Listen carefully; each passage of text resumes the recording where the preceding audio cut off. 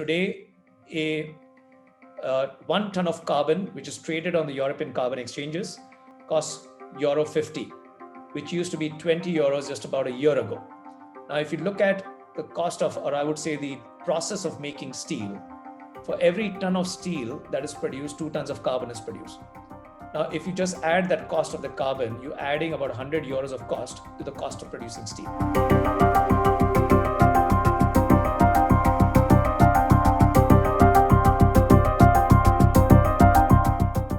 Today, I believe there is a unanimous view between civil society, financial institutions, governments, and including corporates, that there is no option but to go green.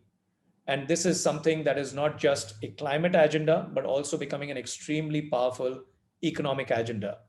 Microsoft, in fact, I was talking to them a few weeks ago, and they just mentioned that they would potentially become the largest consumer of electricity globally as any individual corporate.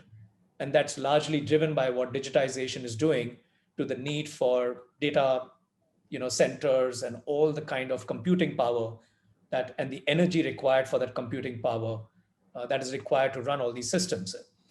Like that, it's the same situation we're seeing with all the progressive, whether it be the steel companies, cement companies, etc.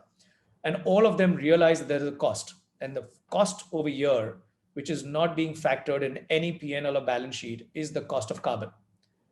Europe has shown the way.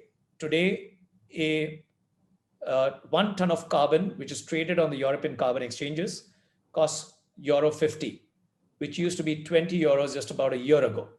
Now, if you look at the cost of, or I would say the process of making steel, for every ton of steel that is produced, 2 tons of carbon is produced.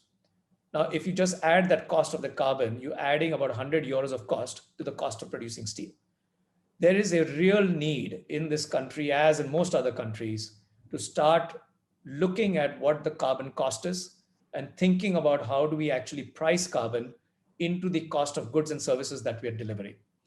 That will make it extremely attractive for investors like ourselves and Anita, and there's almost a wall of capital which is waiting to come into India to come in and basically say, look, we can participate, we can create, we can invest in the assets and make it all possible for India to become green a lot faster, provided we all started to price the true cost of carbon in everything that we do.